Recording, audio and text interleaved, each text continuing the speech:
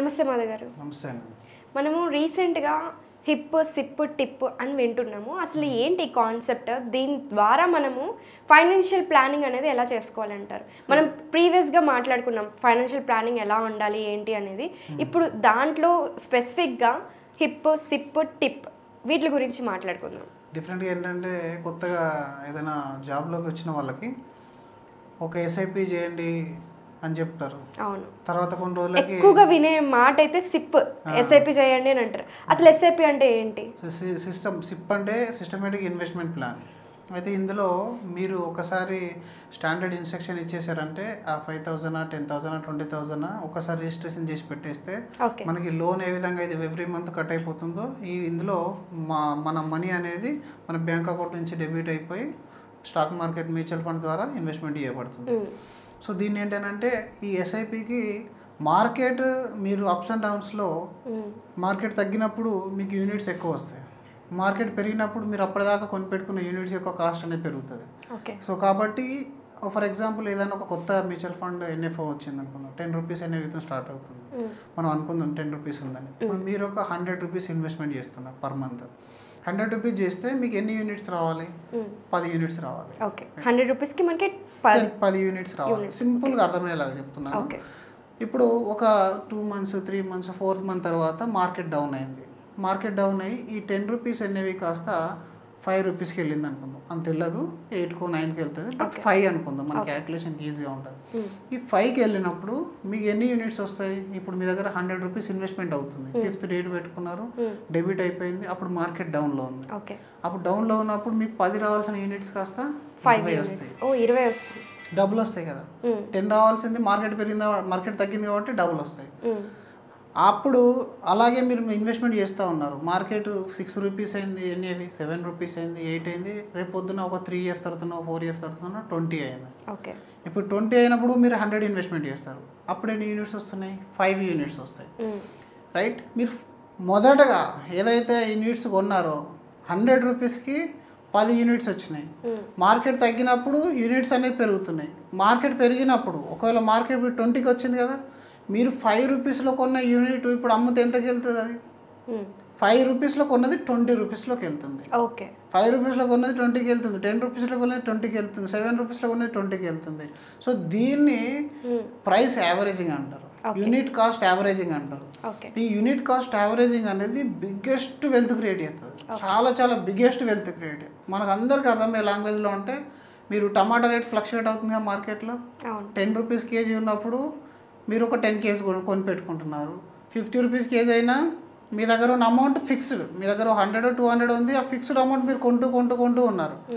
Every time మీరు కొంటూనే ఉన్నారనుకోండి, ఆ తక్కువ ఉన్నప్పుడు ఆ 5 రూపీస్ కేజీ 10 రూపీస్ కేజీ అయినప్పుడు మీకు ఏవైతే ఎక్స్ట్రా టమాటాలు వస్తాయో that is your extra units, that is your wealth. మీరు ఎంతకాలం కొనగలిగితే అంత యూనిట్ కాస్ట్ యావరేజింగ్ అవుతుంది. ఎంతకాలం కొనగలిగితే. అందరు భయపడేది ఏంటి?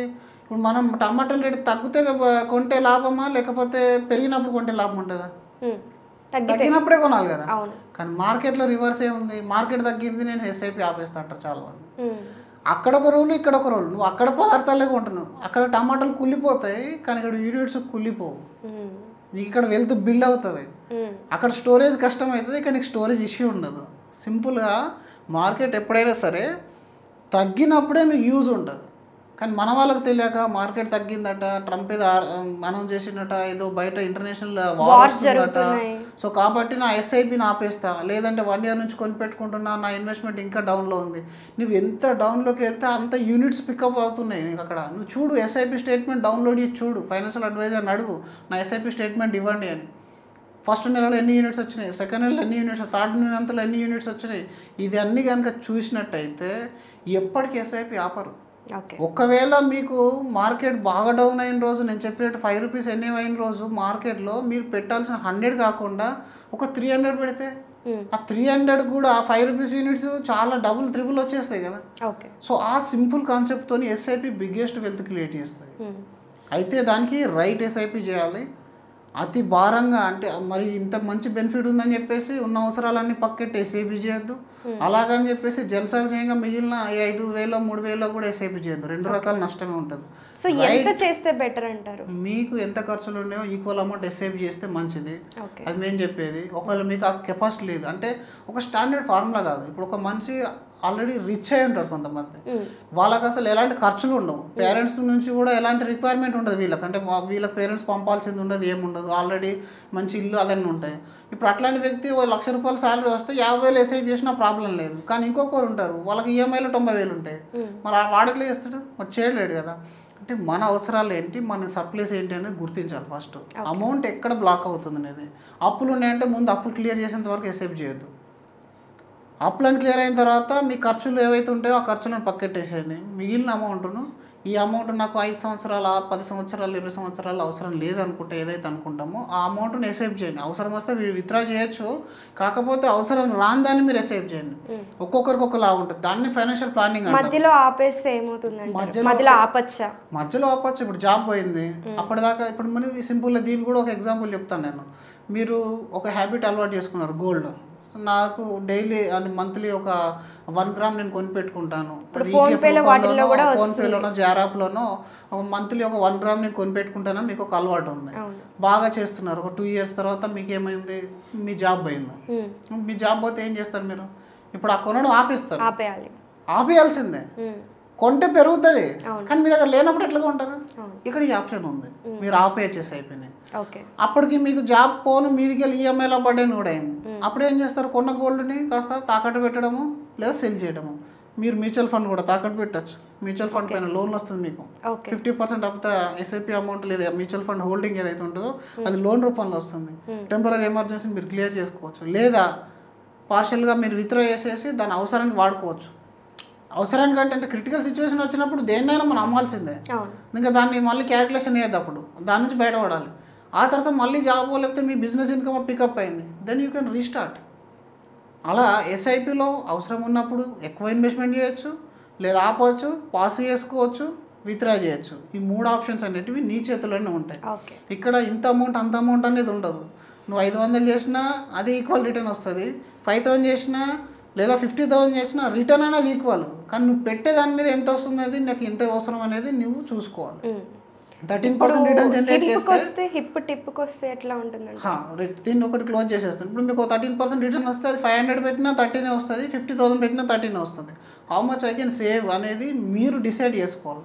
ఎంత సేవ్ చేస్తే అంత పటిష్టంగా ఉంటారు మీరు ఫ్యూచర్లో, రైట్? ఇక్కడ పొదుపు అని అంటే పెద్ద ఖర్చుకు పెట్టుబడి. ఈరోజు నువ్వు చేసే చిన్న ఖర్చుతో వచ్చే ఆనందం సేవ్ చేస్తే అది పెరిగితే నువ్వు పెద్ద ఖర్చు చేయొచ్చు, దానివల్ల నీ లైఫ్ అంతా ఆనందంగా ఉండొచ్చు. ఆ కాన్సెప్ట్. దాని తర్వాత టిప్ అయితే ఎస్ఐపి. ఓకే, మీరు ఒక 6 నెలలు ఎస్ఐపి చేశారు, లేదా ఒక 2 ఇయర్స్ ఎస్ఐపి చేశారు. సడన్ ఇంట్లో వాళ్ళకి ఏదైనా పెద్ద ఆరోగ్య సమస్య వచ్చింది, మీకు ఒక 25 లక్షలు అవసరం పడ్డాయి.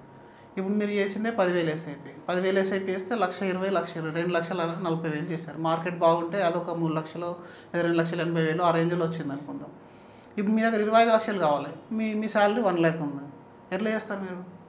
బయట ఎవరైనా అడగాలి, లేదా ఉన్న ఆస్తులు అమ్మాలి, లేదా బంగారం కుదబెట్టాలి. రైట్. ఇలా చేస్తే ఏమవుతుంది, మీ లైఫ్ ఓ 10 సంవత్సరాలు ఎన్నికి వెళ్ళిపోతుంది. ఎందుకంటే ఆ లోన్ క్లియర్ చేసేంత వరకు ఈఎంఐస్ పడుతూనే ఉంటాయి. మరి దీన్ని ఏ విధంగా ప్రొటెక్ట్ చేసుకోవాలి? మనం ఒక మంచి హెల్త్ ఇన్సూరెన్స్ ప్లాన్ తీసుకోవాలి. హెల్త్ ఇన్సూరెన్స్ ప్లాన్ తీసుకుంటే నీకు తాకట్టు పెట్టాల్సిన అవసరం రాదు, ఇంకొకరి దగ్గర చెయ్యి చాపాల్సిన అవసరం అనేది రాదు. క్యాష్లెస్ ట్రీట్మెంట్ అవైలబుల్ ఉంటుంది. అద్భుతంగా మంచి క్వాలిటీ ట్రీట్మెంట్ అనేది ఫ్యామిలీకి నీకు ఇవ్వచ్చు. కాబట్టి హెల్త్ ఇన్సూరెన్స్ ప్లాన్. ఒకవేళ ఆ 2 years తర్వాత మనకు ఏదైనా జరిగి మనమే లేకపోతే, 15 ఏళ్ళు 20 ఏళ్ళ తర్వాత మనకు పిల్లల బాధ్యతలు, ఫ్యామిలీ యొక్క బాధ్యతలు ఉంటాయి. ఇప్పుడు మనం చూస్తూనే ఉన్నాం కదా, కోవిడ్ టైంలో కానీ రెగ్యులర్ యాక్సిడెంట్లో కానీ కుటుంబ పెద్ద చనిపోవడం, దాని తర్వాత వైఫ్లు నార్మల్గా వాళ్ళకి ఏం చేయాలో అర్థం కాక చాలా మంది చనిపోతారు, ఎంతో మంది చూస్తూ ఉంటాం. మరి అవన్నీ చూస్తున్నప్పుడు మరి దానికి సొల్యూషన్ ఉందా అనేది నువ్వు ఆలోచించుకోవాలి కదా. ఇప్పుడు వాళ్ళందరూ జిమ్లో హార్ట్ అటాక్ వస్తుందని చూస్తున్నావు, అదే రోడ్ యాక్సిడెంట్ చూస్తున్నావు, ఎన్నో రకాలుగా. అంటే డెత్ అనేది మన చేతిలో ఉండదు, అన్సర్టెన్ సిచ్యువేషన్స్ ఎక్కువైపోయాయి. అంతే. ఇప్పుడు నీ శాలరీ మీద నీ ఫ్యామిలీ అంతా డిపెండ్ అయి ఉంది. దానికి ప్లాన్ బి అనేది ఉండాలి కదా. ఒకవేళ నేను లేకపోతే వాళ్ళ పరిస్థితి ఏంటి అనేది ఒక ఆలోచన వచ్చినప్పుడు ఈ లైఫ్ ఇన్సూరెన్స్లో టర్మ్ ప్లాన్ అనే ఒక ఆప్షన్ ఉంటుంది. ఈ టర్మ్ ప్లాన్లో ఎలాంటి ఇన్వెస్ట్మెంట్ రిటర్న్ రాదు. మీరు ఎంత పెట్టినా అది మళ్ళీ రిటర్న్ రాదు. కానీ ఒకవేళ మీరు ఒక్క ప్రీమియం కట్టి ఏదైనా రిస్క్ అయి చనిపోయినా ఎంటైర్ పెద్ద సమస్యుడు అనేది నామినీకి ఇవ్వబడుతుంది. దీన్ని ఏ విధంగా ప్లాన్ చేయాలి టర్మ్ అని? అందరు టర్మ్ అంటే okay sir 1 crore 50 lakhs 2 crores ఇది ఇంతవరకు ఓకే, కానీ మరి ఎంత తీసుకోవాలి? ఇందులో కూడా ఎస్ఐపి అయితే ఎలాగైనా రైట్ ఎస్ఐపి చేసావో కవరేజ్ కూడా రైట్ కవరేజ్ తీసుకోవాలి. సో ఒక మామూలు సామాన్యుడికి ఈ 3 ప్లాన్ చేసుకోవాలంటే ఎలా ప్లాన్ చేసుకోవాలి? అంత ఈజీగా ప్లాన్ చేసుకోవచ్చా? అంటే నార్మల్గా ఇన్కమ్ వచ్చే వాళ్ళకి ఒక 50,000 బిలో లేదా 50,000 వచ్చే వాళ్ళు ఈ 3 ప్లాన్ చేసుకోవాలంటే ఎలా ప్లాన్ చేసుకోవాలంటారు? 50,000 30,000 అనేది కాన్సెప్టే కాదు, అంటే బేసిక్. ఎస్, మీకు ఒకవేళ 30,000 శాలరీ ఉండండి, 50,000 శాలరీ ఉండండి, మీరు ఒకవేళ స్కోప్ లేదంటే ఎస్ఐపిని ఆపండి. ఫస్ట్ వాట్ ఈజ్ ఎమర్జెన్సీ అనేది, హెల్త్ అన్నిటికంటే ముందు ఎమర్జెన్సీ హెల్త్ అనేది, దాని తర్వాత లైఫ్ ఇన్సూరెన్స్.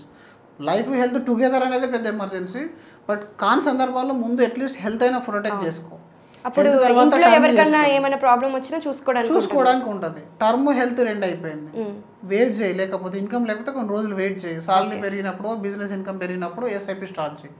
అది ఇప్పుడు నీకు ఇన్కమ్ ఎంత ఉంటేనే దాని ప్రకారం ప్రపోర్షనేట్లో నీ కవరేజ్ అనేది వస్తుంది. ఫర్ ఎగ్జాంపుల్ ఒక 50,000 సంపాదించే వ్యక్తి చనిపోయాడు అనుకోండి, వాళ్ళ ఫ్యామిలీ ఒక 20 సంవత్సరాలు బతకాలి. ఇప్పుడు వాళ్ళకి ఎంత అవసరం అనేది మనం ఒకసారి క్యాల్కులేషన్ చేయాలి. ఇప్పుడు 50,000 అంటే సంవత్సరానికి 6 లక్షలు, 20 సంవత్సరాలు బతకాలంటే ఎంత అవుతుంది మనకు? దాదాపు 1.2 CR అవుతుంది. మీరు 1,20,00,000 కనుక కవరేజ్ కనుక తీసుకుంటే మీ ఫ్యామిలీకి ఇదే 50,000 రూపాయలు 20 సంవత్సరాల దాకా ఇచ్చే ఛాన్స్ అనేది ఉంటుంది. ఇందులో ఇప్పుడు ఆ 1,20,000 కనుక 1,20,00,000 కనుక మీరు ఏ నార్మల్ రిస్క్ లేని మ్యూచువల్ ఫండ్లో వేసినా లేదా ఏ ఫిక్స్డ్ డిపాజిట్లో వేసినా మీకు నెల కనీసం 50,000 నుంచి 60,000 రూపాయలు తీసుకోవచ్చు ఈజీగా. మీ కార్పస్ సెక్యూర్గా ఉంటుంది, నెల ఇన్కమ్ ఆగిపోదు. అంటే ఒక రకంగా నీ ఫ్యామిలీని ఒక 15-20 సంవత్సరాలు అయితే ఈజీగా సెటిల్ చేసినావు కదా. అదే సిచ్యువేషన్ డిఫరెంట్గా ఆలోచించు. నువ్వు ఎస్ఐపి చేసినావు, 30,000 ఎస్ఐపి చేసినావు, హెల్త్ తీసుకోవాలి, లైఫ్ తీసుకోవాలి, పోయినావు. ఇప్పుడు ఎట్లుంటుంది పరిస్థితి? అప్పుడు పోతే నీ ఇన్కమ్ ఆగిపోయింది, ఖర్చులకు వాళ్ళకి సస్టైనబిలిటీ లేదు, ఫ్యూచర్ సెక్యూరిటీ లేదు. సో ఈ మూడిట్లో కూడా మనం ప్రయారిటైజ్ చేసుకోవాలి. ప్రతి ఒక్క పర్సన్ శాలరీ రాగానే నేను లేకుండా నా ఫ్యామిలీ ఎన్ని రోజులు సస్టైన్ అవుతుంది అనేది మనం ఆలోచించుకోవాలి. దానికి అనుగుణంగా ఇప్పుడు ఒక్కొక్క వ్యక్తికి ఒక ఇల్లు, కారు ఉంది, దాని ఈఎంఐ కూడా ఉంది, దాదాపు 50,000 ఈఎంఐ ఉంది. అలాంటి వ్యక్తి కూడా 1 కోటి రూపాయలు తీసుకుంటానంటే కారుకి, ఇల్లుకు అది క్లియర్ అయిపోతుంది. మరి వీళ్ళు ఎట్లా బతుకుతారు? నాకు తెలిసిన ఫ్రెండ్ ఇది కూడా ఒక ఎగ్జాంపుల్ చెప్తాను. అంటే వాళ్ళు ఒక మంచి సెటిల్ ఫ్యామిలీలో ఉండే వాళ్ళు ఒక 2 lakhs రూపీస్ శాలరీ ఉండే ఆయనకి.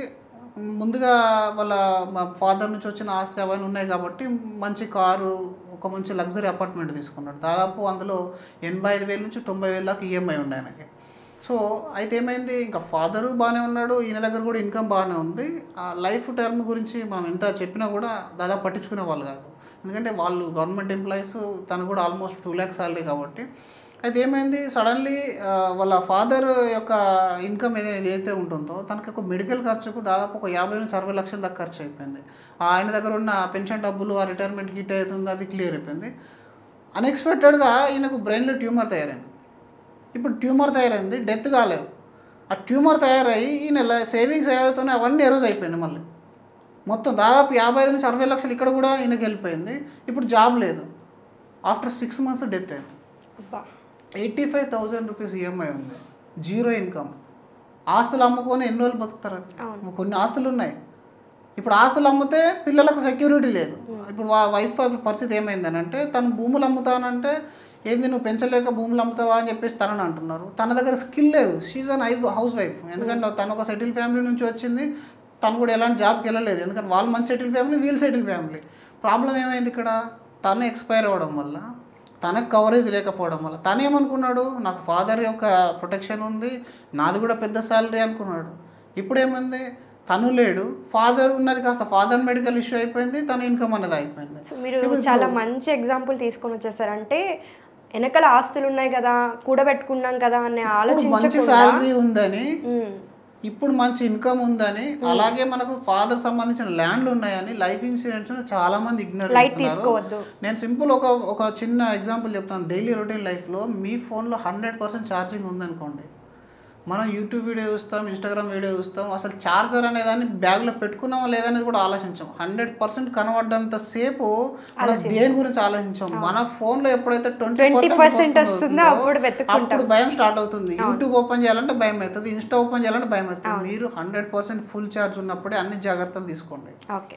ఈ 25 ఇయర్స్లో నాకేం అవసరం, 30 ఇయర్స్లో నాకేం అవసరం, మా ఫాదర్ ఇంకా రిటైర్డే కాలేదు, ఇట్లాంటి పిచ్చి సాకులు చెప్పేసి మీరు ఇగ్నోర్ చేస్తారు చూడండి. ఇవన్నీ యూనిక్ ఫ్యామిలీస్, ఒకప్పటి లెక్క జాయింట్ ఫ్యామిలీస్ కాదు. Once you married you will be separated from your house. Nuclear families అయిపోయినాయి. నీ ఈఎంఐస్ నీది, నీ పిల్లల బాధ్యత నీది, నీ భార్య యొక్క సంరక్షణ నీది. అప్పుడు నువ్వు ప్లాన్ చేసుకోవాలి. వచ్చే ఇన్కమ్ అనేది ఇంకా నీ ఇంటికి రాలే. ఇప్పుడు 2 లక్షలు వస్తుందని 20 ఏళ్ళ సంపద నువ్వు ఎట్లా ఊహించుకుంటావు? ఈరోజు వచ్చేదాన్ని ప్రొటెక్ట్ చేసుకో, నీ ఫ్యామిలీని ప్రొటెక్ట్ చేసుకో. లైఫ్, హెల్త్, సిప్పు, హిప్పు, టిప్పు. అందుకే ఈ కాన్సెప్ట్ అనేది మనం బాగా ఫేవరెట్ చేసినాం. దీనిపైన చాలా మీటింగ్ చేసినాం. ఎందుకంటే ఒకేసారి 3 అర్థమైపోతాయి. లేదంటే ముందు ఎస్ఐపి చేద్దాం, 6 నెలల తర్వాత టర్మ్ చేద్దాం, ఇంకో 1 ఇయర్ తర్వాత హెల్త్ ఇన్సూరెన్స్ గురించి ఆలోచిద్దాం. ఎందుకు ఇట్లా ఇన్స్టాల్మెంట్ పెడుతున్నావు అంటే నీకు చెప్పిండు ఆ దేవుడు ఏమైనా నీకు ఈ టైంలో నిన్ను తీసుకెళ్తా లేదా ఈ టైంలో నీకు ఇష్యూ ఇస్తా అని చెప్పేసి డబ్బు ఎందుకు సేవ్ చేయడం ముందు? ఇప్పుడు నీ లైఫ్ బాగానే గడుస్తుంది కదా. సేవింగ్ ఎప్పుడైనా ఫ్యూచర్ కోసం, నాట్ ఫర్ టుడే. టుడే నీకు ప్రొటెక్షన్ ఇంపార్టెంట్. రేపటి రోజున ఈరోజు కాకపోతే రేపు ఇన్కమ్ పెరిగితే సేవ్ చేస్తావు. ఈరోజు లైఫ్ గడుపుకోవాలి. నువ్వు లేకపోతే లేకపోతే ఫ్యామిలీ ఏదైనా మెడికల్ ఇష్యూ వస్తే ఏంటి అనేది ఫస్ట్ ప్లాన్ బి నువ్వు డిజైన్ చేయాలి. ఆ డిజైన్ చేసిన తర్వాత నువ్వు అప్పుడు ఆలోచించాలి సేవింగ్స్ గురించి. ముందుగానే సేవింగ్స్కి వెళ్తాడు, ముందుగానే మన క్రిప్టో కరెన్సీకి వెళ్ళిపోతున్నారు, ముందుగానే స్టాక్ ట్రేడింగ్ చేస్తున్నారు, ముందుగానే గేమ్స్ ఆడుతున్నారు, బెట్టింగ్ యాప్స్ ఆడుతున్నారు, అట్లా పోతున్నారు ఇట్లా పోతున్నారు. అలా అంతా చేయొద్దు. ఒక proper financial planning starts with protection. First health insurance, term insurance, తర్వాత సిప్. ఈ 3 కనుక చేసుకున్నారంటే మీ 30 ఏళ్ళ సాలరీ అయినా 3 లక్షల సాలరీ అయినా ఫార్ములా సింపుల్. ఎప్పుడైనా సింపుల్ ఫార్ములాని డిసిప్లిన్గా ఫాలో అవడంలోనే నీ వెల్త్ క్రియేట్ అవుతుంది, నీ ఫ్యామిలీ ప్రొటెక్టెడ్ ఉంటుంది. నువ్వు ఏదో కాంప్లికేటెడ్ మైండ్తోనే ఆఫీస్లో నువ్వు ఎంత పెద్ద సీనియర్ ఎంప్లాయీ కావచ్చు, నీ స్కిల్ ఉండొచ్చు, కానీ పర్సనల్ ఫైనాన్సింగ్కి వచ్చేసరికి అందరు జీరో నుంచి స్టార్ట్ చేయాల్సిందే. కాబట్టి ఒక ఎక్స్పర్ట్ దగ్గర మీరు సలహా తీసుకోవడమో లేదా మీరుగా మీరు నాలెడ్జ్ని పెంచుకొని మీ ఫ్యామిలీ దేని గురించి ఆలోచించదు, మీ క్షేమాన్ని ఆలోచిస్తుంది. ఆ ఫ్యామిలీ యొక్క క్షేమాన్ని కానీ దాని యొక్క ప్రొటెక్షన్ కానీ చూసుకునే బాధ్యత నీదే. డబ్బు సంపాదిస్తేనే అయిపోతుంది నా పని, బీయింగ్ ఏ మెన్ నేను డబ్బు సంపాదిస్తే అయిపోతుంది అనుకోవద్దు. ఈవెన్ చాలామంది కోవిడ్లో వాళ్ళ హస్బెండ్ లాస్ అయిన ఎవరైతే వైఫ్స్ ఉన్నారో దే ఆర్ స్టిల్ వర్కింగ్. వాళ్ళు ఇంతవరకు లైఫ్ ఇన్సూరెన్స్ తీసుకోవట్లేదు. అంటే ఇన్సిడెంట్ ఆల్రెడీ చూసినాం, సఫర్ అయినాం. ఇప్పుడు చాలామంది మనం పేపర్లో చూస్తూ ఉంటాం అప్పుడప్పుడు, తెలుగు న్యూస్ పేపర్స్లో నాన్న చనిపోయిన 6 నెలలకే మళ్ళీ అమ్మని కోల్పోయిన చిన్నారులు ఎన్ని కేసులు చూసినాం మనం. మనకి ఎప్పుడు అర్థమవుతుంది అది? ఇప్పుడు మన పిల్లలు ఏ పెట్రోల్ బంక్లో పనిచేయాలి. ఇప్పుడు నువ్వు అంటే నార్మల్గా ఆ స్టైల్ నుంచి వచ్చినాం అనుకోండి, అంటే అందులో పనిచేసిన తప్పని అనట్లేదు. ఇప్పుడు మీరు ఆ లైఫ్ స్టైల్ నుంచి వస్తే వాడికి అలవాటు అయింది. 300 రూపీస్ కూలికి వెళ్తే నీకు ఇంత వస్తుందిరా అని చెప్పేసి డబ్బులు లేనో చెప్తారు. వాడు బలంగా తయారవుతాడు, మన పరిస్థితిని ఏ విధంగా ఎదుర్కోగలుగుతాడు. కానీ నువ్వు ఎలాంటి లైఫ్ని అలవాటు చేస్తున్నావు నీ పిల్లలకి? వాడు కిందికి దిగితే స్కూల్ వ్యాన్ వస్తుంది, స్కూల్ వ్యాన్ నుంచి మళ్ళీ స్టెప్ వేస్తే వాడు స్కూల్ వస్తుంది, మళ్ళీ అక్కడి నుంచి వచ్చేస్తే నీ కార్లో ఎక్కుతాడు, కార్లో ఎక్కినంటే ఏ కేఎఫ్సీలోనే డోమినోస్లోనే దించుతాను. అంటే ఈ లైఫ్ స్టైల్ అలవాటు చేసేస్తే రేపు నువ్వు లేనప్పుడు ఇది అంతా కూడా క్యారీ ఫార్వర్డ్ చేయాలి. వాడు రొటీన్గా వానిచ్చి వాడు పెరిగిండు అని అంటే వాడు ఏదో ఫారెస్ట్లో పెరిగినట్టు పెరిగితే వానికి అన్ని స్కిల్స్ ఉంటాయి బతికేయడానికి. చూస్తాం కదా బయట ఎన్నో రకాల అంత లగ్జరీ లైఫ్ కాకపోయినా సస్టైనబిలిటీ నెసెసిటీ అయినా నువ్వు క్లియర్ చేసి వెళ్ళు. అలాంటి పని ఎవరు చేస్తారు? ఇది మళ్ళీ దీనికి ఒక మోటివేషన్ కావాలా, దీనికి ఒక సేల్స్ మెన్ కావాలా? నీకు నీ లైఫ్ ఇన్సూరెన్స్ తీసుకోవడానికి నీకు ఒక ఏజెంట్ కాల్ చేయాలి. అసలు మనం ఎక్కడున్నాం ఆలోచించండి. ఇండియాలో ఈ రోజుకి 3.87% పెనిట్రేషన్ ఉంది ఇన్సూరెన్స్లో. 97% మందికి ఇన్సూరెన్స్ ప్రాపర్గా లేదు. 3%. మనం మళ్ళీ మార్కెట్లో చూస్తేనేమో అందరికి ఇన్సూరెన్స్ ఉందేమో అనుకుంటారు. మీరు ఏ కార్పొరేట్ హాస్పిటల్కి అయినా వెళ్ళండి, 70% of the bills are being paid by cash. అలాగే లైఫ్ ఇన్సూరెన్స్ డెత్ అయిన ప్రతి కేసెస్లో కోవిడ్లో ఎంతమందికి ఉందండి లైఫ్ ఇన్సూరెన్స్? చాలా మంది కుటుంబాలు రోడ్డు మీద. చాలా మంది ఆలోచించేది ఏంటంటే మనకి ఈఎస్ఐల రూపంలో జాబ్ పరంగానే వస్తుంది కదా అని అనుకుని అది తీసుకుంటున్నారు, కానీ వాళ్ళకంటూ స్పెషల్గా తీసుకోవట్లేదు. సో ప్రతి ఒక్కరూ ఒక క్వాలిటీ లైఫ్ స్టైల్ లీడ్ చేస్తున్నప్పుడు ఇప్పుడు మన దగ్గర బస్సులో ఛార్జ్ తక్కువ ఉందని బస్సులు ఎందుకు వెళ్ళట్లేదు? మరి అది ఫ్రీగానే వస్తుందని కూడా. సేఫ్టీ, సెక్యూరిటీ, కస్టమైజబుల్, ఇవన్నీ కంఫర్ట్. కాబట్టి పర్సనల్ హెల్త్ ఇన్సూరెన్స్ అనేది ఎప్పటికీ నీకు కంఫర్ట్. వెళ్ళినావా, కార్డు ఇచ్చినావా, ట్రీట్మెంట్ చేయించుకున్నావా, వచ్చినావా, ఈ విధంగా ఉండాలి. ఇప్పుడు సిజిహెచ్ఎస్లో కూడా డబ్బులు దాదాపు 30% 40% కట్ అవుతున్నాయని చెప్పేసి గోల పెడుతున్నారు ఎంతోమంది. మొన్న రీసెంట్గా ఎవరో ఎంఆర్ఓ అది దాదాపు డిప్యూటీ ఎంఆర్ఓ ఆయన రిటైర్మెంట్కి వచ్చిన తర్వాత ఆయనకు డబ్బులు సరిపోలే ఆయన ట్రీట్మెంట్కి పెడదామంటే ముందు పెట్టాలి కదా, పెట్టగా వాళ్ళ యొక్క గ్రూప్లో మెసేజ్ పెడుతున్నాడు ఆయన, నన్ను ఆదుకోండి అని. ఒక గవర్నమెంట్ ఎంప్లాయీ అంటే ఆ రేంజ్లో ఉన్న ఎంప్లాయీ కూడా అట్లాంటి కష్టం వచ్చింది అని అంటే ఈరోజు నీ ప్రైవేట్ జాబ్ అనేది ఎక్కడ ఉంది గ్యారంటీ? ఎప్పుడు గ్యారంటీ లేదు దీనికి. కాబట్టి ప్రతి ఒక్కరు ఆలోచించాలి. హెల్త్ అంటే ఎప్పుడో ప్రాబ్లం వచ్చినప్పుడు కాకుండా ముందుగానే ఆలోచించాలి. ప్రాబ్లం వచ్చినానికి ఇవ్వడానికి ఇది ఒక సమాజ సేవ చేసే సంస్థ కాదు. These are all businesses. Health insurance అనేది ఒక బిజినెస్. వాళ్ళకి ప్రాఫిట్ లేకుండా పని చేయరు. ఇప్పుడు నాకు 4 రకాల రోగాలు ఉండి నేను ₹1,00,000 కడతా అంటే కూడా ఎందుకు తీసుకుంటాడు? నువ్వు ఆరోగ్యంగా ఉన్నప్పుడే ప్లాన్ చేయాలి. మళ్ళీ నొక్కి నొక్కి చెప్పేది ఎందుకు 25 సంవత్సరాలు నువ్వు ఎందుకు తీసుకుంటావు అని అంటే నువ్వు 20 సంవత్సరాల్లో పైల్వాన్ లాగా కనబడుతుంది, కానీ నిజానికి నీ జబ్బులన్నీ 40లో వస్తాయి. 40లో నీకు ఎవడు ఇవ్వడు. 60 సంవత్సరాల తర్వాత రిటైర్మెంట్ తర్వాత నేను బయట తీసుకుంటా అంటారు మూర్ఖంగా. 60 సంవత్సరాల లోపు నీకు ఎన్ని వస్తాయి? బాడీ పంచర్ అయిపోతుంది మొత్తం. పంచర్ అయిన బండిని ఎవడు కొన్నాడు. కాబట్టి ఆరోగ్యంగా ఉన్నప్పుడే ప్లాన్ చేయాలి. అద్భుతమైన పాలసీలు ఉన్నాయి బయట, టర్మ్ పాలసీలు, హెల్త్ పాలసీలు. చాలా 5% ఆఫ్ యువర్ యాన్యువల్ ఇన్కమ్ మీరు ఇగ్నోర్ చేయండి. 95% of your health will be protected, wealth will be protected. అలా ఎస్ఐపి. అంటే ఇప్పుడు చాలా మంది లైఫ్ ఇన్సూరెన్స్ ప్లాన్ తీసుకోండి అని ఏజెంట్లు కానీ లేకపోతే ఎవరైనా వచ్చి సజెస్ట్ చేసినా కూడా అబ్బా ఇది పెద్ద స్కామ్, వీళ్ళకి ఏదో అవసరం, మన ద్వారా వీళ్ళకి ఇన్కమ్ జనరేట్ అవుతుంది కాబట్టి మనల్ని తీసుకోమంటున్నారు, ఇది ఈ తలనొప్పి భరించలేమని చెప్పి కట్ చేయడమో లేకపోతే అవాయిడ్ చేయడమో జరుగుతుంది. కానీ మీ ఇదంతా చెప్పిన తర్వాత వాళ్ళకు క్లారిటీ వస్తుంది, మీరు చెప్పేది మా మంచి కోసమే, మా బెటర్ ఫ్యూచర్ కోసమే అని చెప్పి. సో జనరల్గా ఇంతకుముందు కొద్దిగా సేల్స్ కూడా రాంగ్ ఉండే. అంటే అందరూ ప్రొటెక్షన్ పైన ఫోకస్ చేయలేదు. హెల్త్ ఇన్సూరెన్స్ లేని వాళ్ళకు ఒక ట్రెడిషనల్ పాలసీ అమ్మి రావడం ఇది ఒక రాంగ్ కాన్సెప్ట్ ఉంది మార్కెట్లో. అంటే మీరు 5 లక్షలు పెడితే అదో 10 లక్షలు అవుతుంది 20 ఏళ్ళ తర్వాత అంటే చాలామందికి ఆ టైం వల్ల ఆ మనీ యొక్క వాల్యూ పడిపోయింది. అందుకని అందులో వచ్చే రిటర్న్ తక్కువ. కాబట్టి మీరు ఇన్వెస్ట్మెంట్ ప్రోడక్ట్ని ఇన్సూరెన్స్లో కొనకండి ఎప్పుడు కూడా. Insurance should be insurance only protection purpose ఉండాలి. టర్మ్ పాలసీలు ఎవరు అమ్మలేదు ఇంతకుముందు.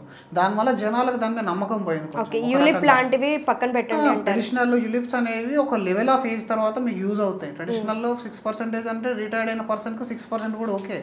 కానీ మీరు 30 years 25 years ఉన్నప్పుడే ట్రెడిషనల్ పాలసీలో యూలిప్ పాలసీలో ఇరకాల్సిన అవసరం అనేది లేదు. బెటర్ మీకు ప్రొవైడెడ్ మీ దగ్గర ఆల్రెడీ హెల్త్ లైఫ్ ఉంటే మేబీ మీరు ఛాన్స్ తీసుకోవచ్చు అక్కడ. కాబట్టి మీరు term policy, pure term policy, అది కూడా మళ్ళీ ఇందులో ఎలాంటి మసాలాలు యాడ్ చేయొద్దు. Pure term policy plus health insurance policy and SIP at your income. Me income ఎంత ఉందో కనీసం 30% లేదా మీ మంత్లీ ఖర్చులకు ఈక్వల్ అమౌంట్ మీరు ఎస్ఐపి రూపంలో చేస్తూ పెంచుతూ వెళ్ళిపోతే ఇక్కడ వెల్త్ బిల్డ్ అవుతుంది, ఇక్కడ ప్రొటెక్షన్ 2 ఉంటాయి, ఫ్యామిలీ సెక్యూర్గా ఉంటుంది. Okay sir, thank you so much. Thank you అండి. నెక్స్ట్ వచ్చే ఎపిసోడ్స్లో ఈ ఇన్సూరెన్స్లో మనం ఎలాంటి రైడర్స్ ఉంటే బెస్ట్ వాటి గురించి తెలుసుకుందాం.